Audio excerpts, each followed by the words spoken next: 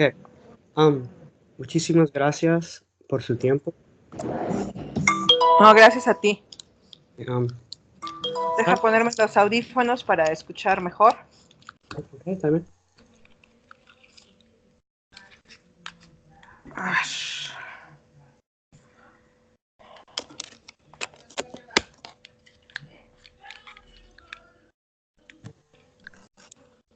A ver, listo, creo que ya. Ok. Para empezar, ¿te gustaría presentarte primero? Claro, mi nombre es Verónica Galicia Castro, soy directora general de La Voladora Radio, además de encargarme del área de noticias de la emisora. Gracias. Nomás, la entrevista es porque tengo preguntas sobre tu experiencia como periodista y sobre México en general. Um, ¿Podrías describir su carrera, por favor? Mi carrera como periodista. Sí. Bueno, yo inicié en el periodismo en el año 2003 de manera formal. Desde 2003 vengo ejerciendo el trabajo periodístico. Particularmente me enfoco a la cobertura de movimientos sociales, ¿no? Esa es como la fuente que yo decidí cubrir desde que inicié la cuestión del periodismo, y desde esos años yo pues cubro y acompaño procesos que tienen que ver con organización social, con movimientos sociales en el país. Y durante pues estos años, no solamente yo, pero también algunos de mis compañeros hemos recibido amenazas de muerte en 2006. En 2012, a partir de 2012, cuando toma posesión Enrique Peña Nieto, empezó a haber un incremento de agresiones mucho más fuertes contra el trabajo periodístico, particularmente de las personas que nos enfocamos a cubrir las marchas que a partir del 1 de diciembre de 2012 se empezaron a dar, que fue justamente cuando tomó posesión Enrique Peña Nieto.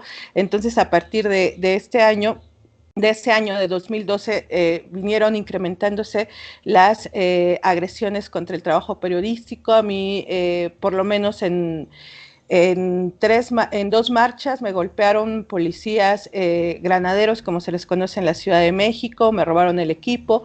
En la cobertura de una marcha en 2 de octubre de 2013, tuve un intento de detención arbitraria por parte de policías al cubrir toda la represión que estaba habiendo contra los manifestantes. Y entonces, bueno, con ese contexto es con el que yo he venido trabajando a lo largo de estos años. Okay. Otra pregunta que tenía es, desde la prensa libre en México y cómo está ahí.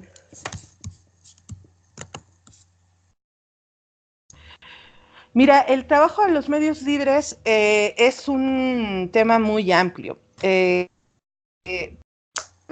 A partir de 2012, fue como la fecha en la cual hubo mucho movimiento social en el país, los medios libres, ya sea las radios comunitarias, la prensa, la gráfica, la televisión comunitaria, empieza a adquirir un papel fundamental para informar acerca de los acontecimientos que no solamente se estaban dando por el cambio de gobierno, sino que se venían dando con todas las cuestiones de represión que había en el país, con todos la violentación de derechos fundamentales a comunidades en México, y es ahí cuando empiezan a proliferar los medios libres. No es que no existieran, solo que a partir también creo que del tema de las nuevas tecnologías, del boom de las redes sociales, empieza a haber un papel fundamental y con mayor presencia de las radios comunitarias y de los medios libres en el país.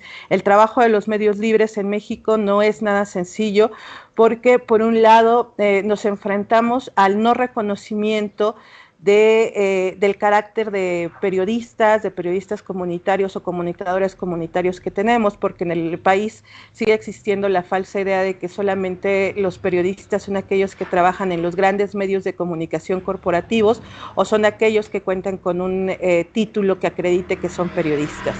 Y en el caso de los medios libres, muchas de las personas que hacemos o que hacen periodismo, pues no cuentan con estos títulos académicos, pero por el otro lado tampoco laboran en estos grandes medios corporativos de comunicación, pero están haciendo un trabajo fundamental.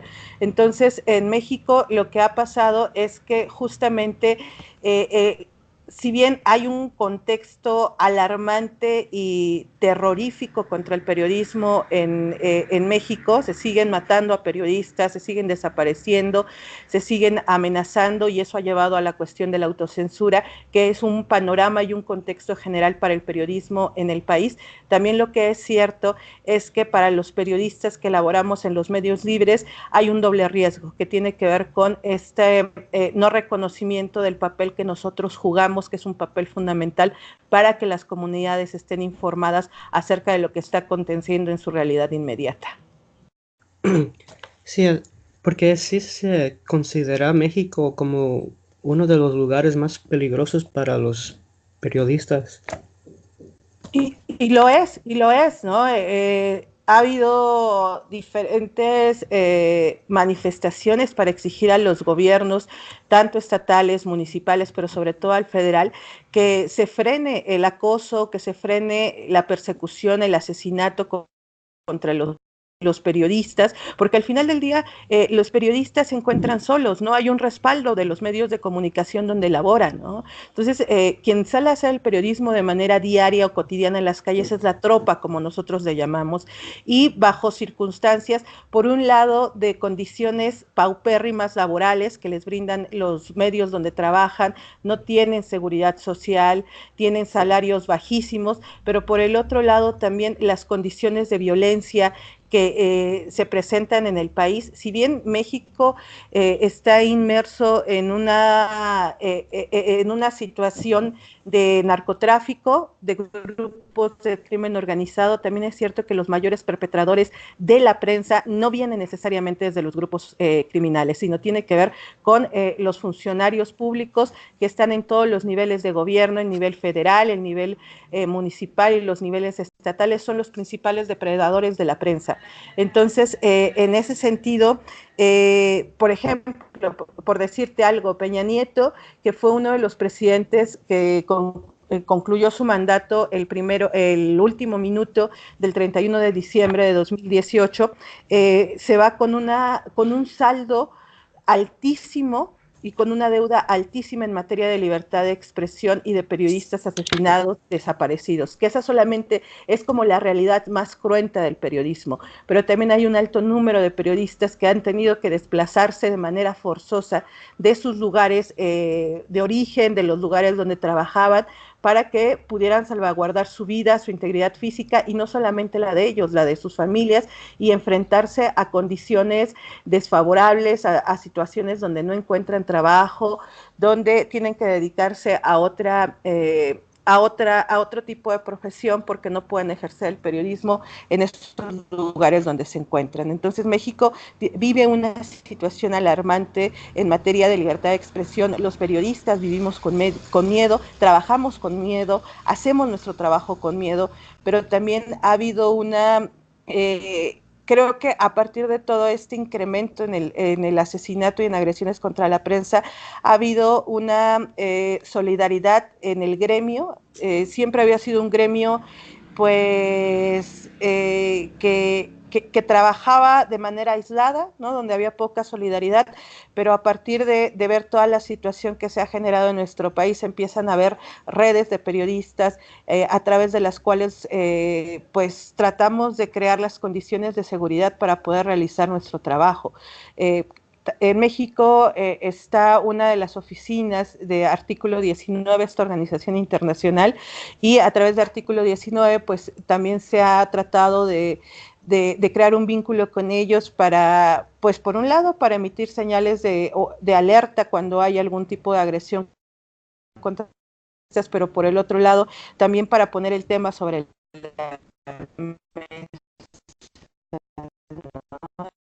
que y que pues un país que mata a sus periodistas es un país que no es democrático, y ese es el caso de México.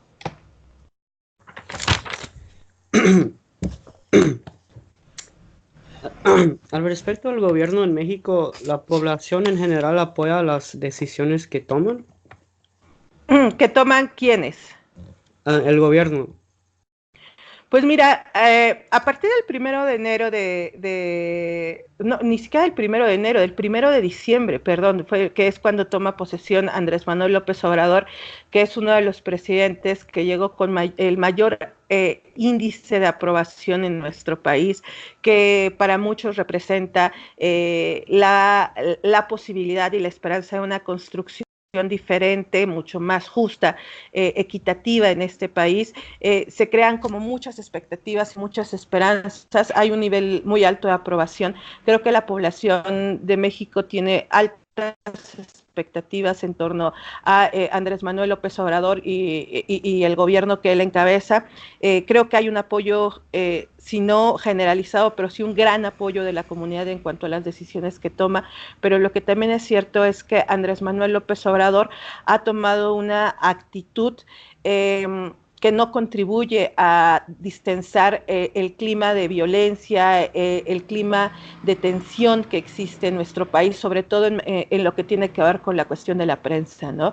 Los términos que utiliza Andrés Manuel López Obrador para referirse a la prensa que no necesariamente le es afín o que es crítica a sus decisiones, la ha denominado como la prensa fifí, ¿no? Esta prensa burguesa que atenta contra su gobierno, que quiere desprestigiar a su gobierno, y la lectura que muchos compañeros y yo tenemos es que este tipo de comentarios contra la prensa no abonan a que existan condiciones más seguras para hacer el trabajo periodístico. Por el contrario, lo que hacen es crispar más la situación de por sí alarmante que vivimos los periodistas.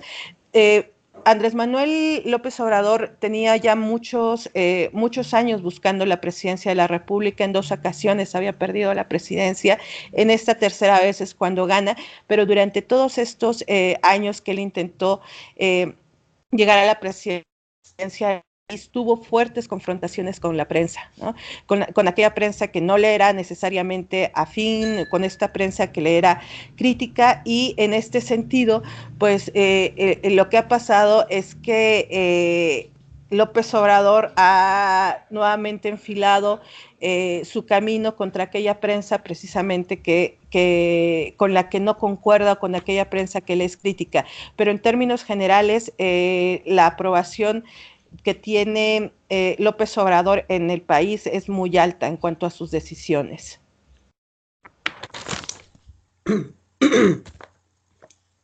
Disculpe.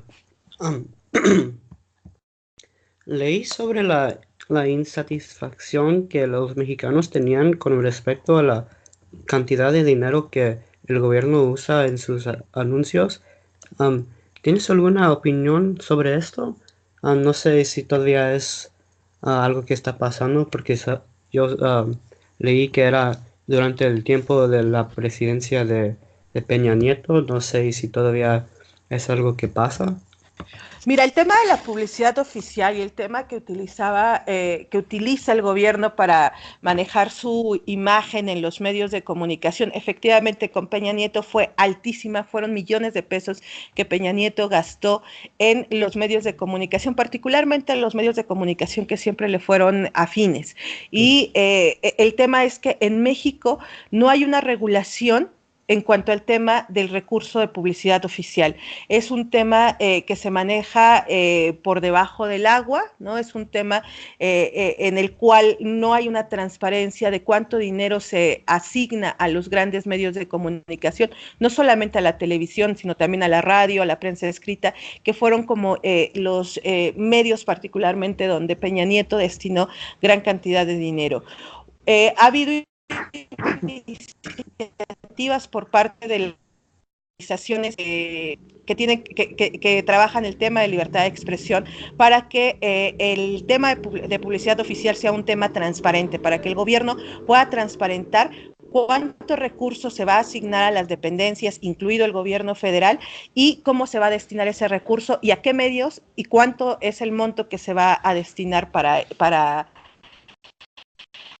el manejo de la imagen, de las acciones, de las campañas que están emprendiendo los diferentes gobiernos. Hasta ahora, Andrés Manuel López Obrador ha señalado que iban a trabajar y que se iba a revisar el tema de publicidad oficial, la asignación de recurso. Hasta la fecha, pues sigue la discusión. Lo que es cierto es que a partir del 1 de diciembre, que es cuando asume la presidencia de la República,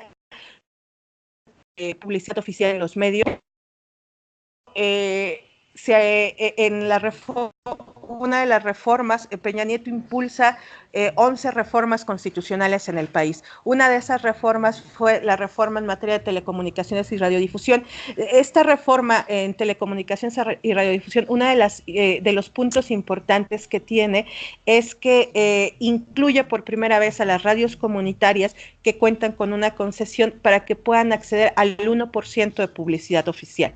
Y a partir del año pasado se hace efectiva esta asignación de las dependencias a nivel federal para asignar el 1%, hasta el 1% de publicidad oficial para todas las radios comunitarias, ¿no? Entonces, ese es como uno de los avances que hubo pues el año pasado con esta reforma y que ya empezó a ser efectiva, pero fuera, de hecho, sigue siendo muy discrecional la asignación del presupuesto en materia de publicidad oficial, lo que ha llevado a los grandes medios de comunicación, prensa escrita, radio, televisión, a que siempre estaban acostumbrados a que hubiera grandes tajadas monetarias por ese concepto y que de eso se mantenían muchos de ellos, lo que llevó fue a que tras el anuncio que hizo López Obrador de que se iba a hacer un recorte del 50% de publicidad oficial en comparación con el sexenio de Peña Nieto, muchos de estos medios lo que empezaron a hacer fue a despedir periodistas. Esa fue como la respuesta que tuvieron los grandes medios de comunicación ante este anuncio de López Obrador de reducir hasta el 50% el monto de publicidad oficial para los grandes medios. Solo tengo última pregunta que tengo por usted. ¿Qué ves para el futuro de México al respecto de la crimen, pobreza, medios de comunicación? No sé qué tenía que decir de eso.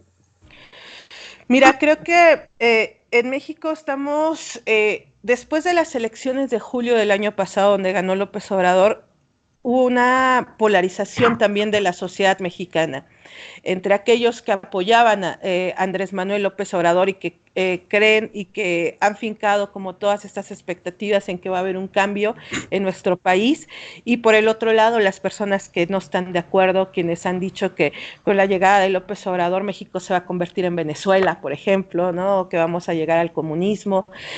Lo que es cierto es que la situación social en nuestro país está muy crispada, sobre todo por el tema que tiene que ver con los altos niveles de inseguridad. México vive momentos complicados en los cuales los grupos del crimen organizado, en los cuales el narcotráfico ha permeado estructuras mentales que les han permitido funcionar y accionar y tener mayores posibilidades de expansión. Antes uno podía señalar cuáles eran los estados que tenían una presencia del narcotráfico, del crimen organizado, y que era donde se centraba toda esta situación. Ahora no es de esta manera. Ahora lo que sucede es que en el tema de la violencia en el país se ha extendido alarmantemente. Tenemos problemas fuertísimos a nivel social, como el tema de las desapariciones, más de 30,000 personas desaparecidas en México. Tenemos el tema de los feminicidios, ¿no? Cada cada día mueren 9 mujeres, o 9 mujeres son asesinadas cada día.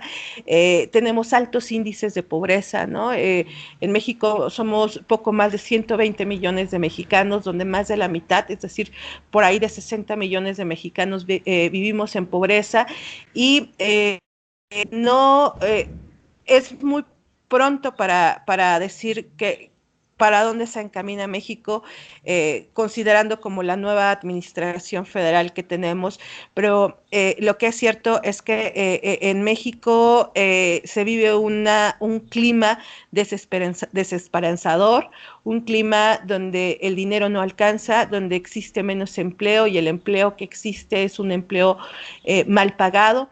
En la cuestión o en el ámbito de los medios de comunicación, a partir de que inició el sexenio de Andrés Manuel López Obrador, van 7 periodistas asesinados. Empieza a darse una crisis muy fuerte por la defensa de la tierra y el territorio, con toda la implementación y el anuncio de megaproyectos por parte del gobierno federal, como el proyecto que tiene el tren Maya, ¿no? Que destruirá gran parte del medio ambiente del suroeste de este país. Hay una organización social muy fuerte que está en defensa de la tierra y el territorio. Entonces, el mapeo que se hace de México en estos momentos no es un mapeo alentador. Creo que lo que viene son momentos difíciles para el país, más difíciles de los que vivimos, pero también creo que hay una organización mucho más fuerte, más coordinada y más organizada en el ámbito social, ¿no? Una organización que ya no está esperando que todo venga o que las soluciones vengan del gobierno federal, sino que están dispuestas a defender sus derechos, que están dispuestas a contribuir a la transformación real de este país, y que no se han sumado a lo que Andrés Manuel López Obrador ha señalado como la cuarta transformación. Okay. Perdón. Esas fueron todas las preguntas que tenía para usted, y una vez más me gustaría agradecerte para tomar el tiempo para hablar conmigo sobre este proyecto, y muchas gracias otra vez. Muchas gracias a ti, Carlos. Ojalá te haya servido parte de lo que te conté. Sí, mucho. Sí me ayudó mucho. Vale, pues muchas gracias. Gracias. Hasta luego. Que pase un buen día. Igualmente, chao.